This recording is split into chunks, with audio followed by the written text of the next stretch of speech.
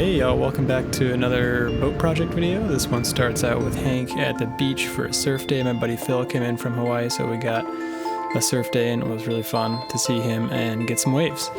Back on the boat now, this is the hydraulic unit that lifts the keel up. So finally starting to disconnect that from power and get the rest of the navionics cables that were going from the electrical panel to the mast step out of there. And now this is below slash behind that hydraulic pump area. So it's kind of some hydraulic fluid spilled back there. It's kind of a hard to access area that you can only get to via the footwell opening for the pump. So now we're up on the bow. This boat had a pretty shallow anchor locker, so we decided to cut it away and rebuild it in a new orientation that makes more sense for cruising. I'm gonna add a windlass in on that bulkhead there. So yeah, just really, it's a deep watertight bulkhead that I will make the best use of. I was finally able to get that last bolt holding this chain plate in out of there. I actually had to cut it out because it was so seized, but anyway, got that off of there, was able to get this little backing plate off there as well, and I used a bottle jack to push this chain plate out through this opening. It's really tight opening, and they also used a lot of sealant, so it was in there really well.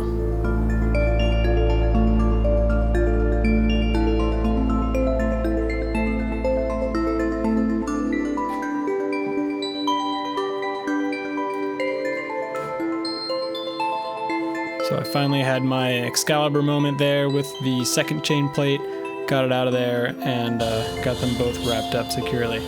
And here we are starting a Cockpit Mock Up, and I wanted to have some cool steering wheels for the mock up for some reason, so I got my buddy Chris to spool up his CNC and cut out some of these cool carbon fiber design wheels. So just getting ready to do the Cockpit Mock Up here.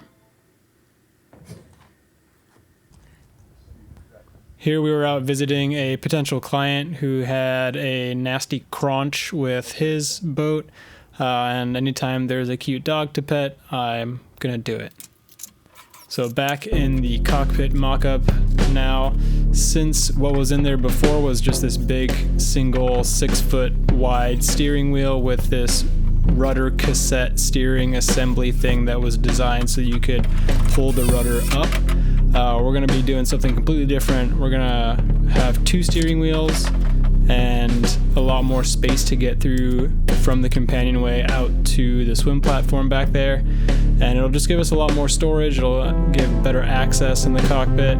And still got to figure out whether to do 1 or 2 rudders. So if you guys, anybody out there has any comments about 1 rudder versus 2 rudders, I'm interested in hearing it. I've been reading a little bit about it, and seems like a lot to take in, but of course a nice moment with Hank and my wife Megan, checking out the Cockpit Mock-Up and seeing what we like about it, what needs to be moved or redesigned.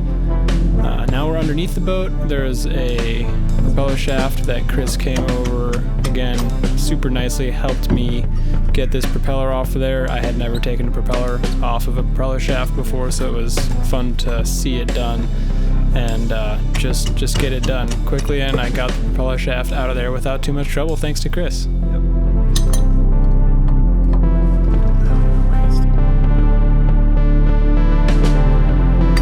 So now back on deck in the cockpit, and there's these 2 winches that I still hadn't gotten off of there. They're just hard to access underneath, and one of them, this one, has the power unit underneath it, and it was screwed to this plate with different screw holes and different bolts, so you can't access them from underneath. And they had these set screws in there with Allen key heads on them, and they were stainless in aluminum, so there was some serious corrosion in there, and I just had to end up drilling out 4 of these 6 bolts that were holding this winch top onto the power unit down below.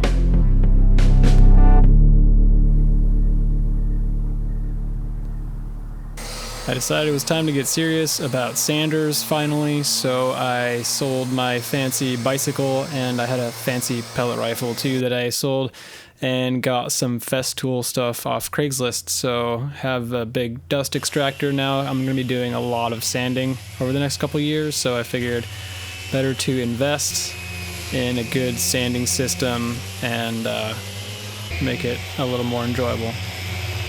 So here I'm using the big Rotex. This thing is powerful. It takes some muscle to use for sure, because it will not stop. I can put my entire body weight on it and it'll just keep going. It's pretty nuts.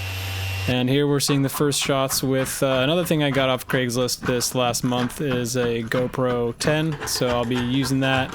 And it's just easier to get shots, honestly, when I can just strap it to my forehead and just kind of do what I'm going to do anyway, instead of having to clamp my old iPhone to a beam and worry about it falling off or whatever. Anyway, I'll just be getting more shots from this angle probably, and I hope that's okay. And here I am reinforcing the boat barn with some hanging knees in time for the winter storm season. It's good to get a little trail run break with Hank every now and then, and I'll bring the GoPro every once in a while. So here I'm coring out the spots on the deck where the hardware is going to be reattached in the same spot. Going to fill all these holes with plugs and epoxy resin them in there.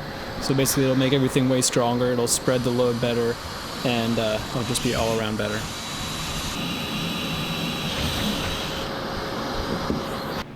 Here I have sanded down to the carbon fiber, so it's nice to see the carbon fiber there on top of the balsa core on this deck. And lately in the mornings I've been driving my dad into treatment. He's got cancer, so yeah, just having to help how I can through that, do a little bit of caregiving when I'm the only one around. And yeah, that means walking the dogs, taking him into radiology, getting his chemo treatments and whatnot, and bringing him back and making sure that he's got everything he needs during the day. So anyway, not the most fun topic, but it's part of my life right now, so I just thought I'd throw it in the video. Now I'm back on the barn with some beautiful flash tape that I'm covering up the seams in the barn with, and yeah, just gonna paint it red basically to keep it waterproof through the winter. And now I'm putting together some doors for either end. I want to be able to close the barn up, stop the wind from getting in, be able to lock it when I'm not around.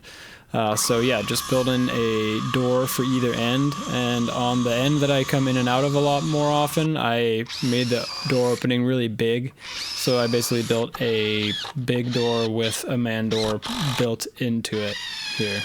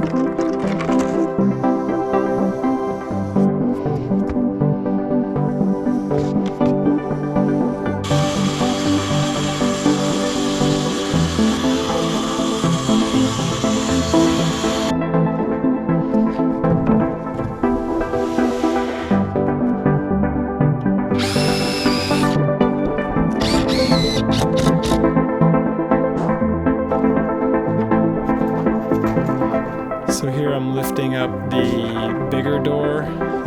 Did not want to put plywood sheeting on it yet because it was heavy enough as it was.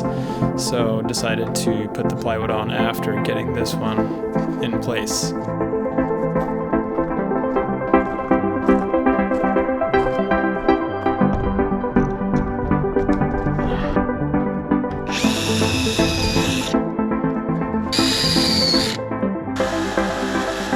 Plywood lip was a little bit too far over, so I decided to trim it, and on the way back up, for some reason I was trying to trim with the blade facing the wrong way for way too long, until I realized what I was doing and laughed at myself. But anyway, yeah, kept on going with the door.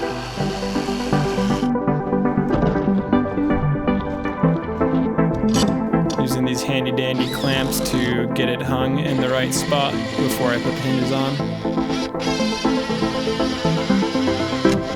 I'm a big fan of square drive or Robertson screws because they stay on your bit and you can kind of point up and point straight and they won't just fall off like most other screw types.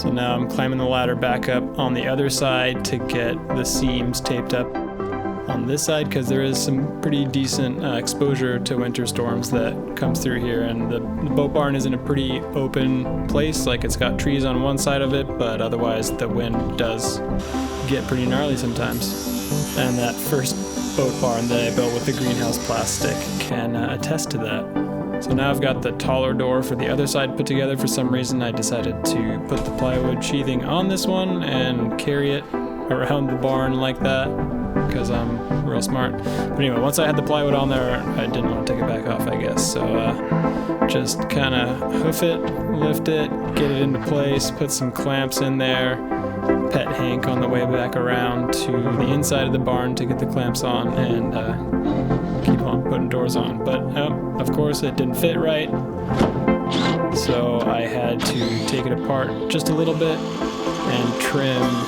a 1/4 inch off of these pieces, these horizontal pieces, put it back together and hoist it up again into place to get the clamps on there and screw some hinges on.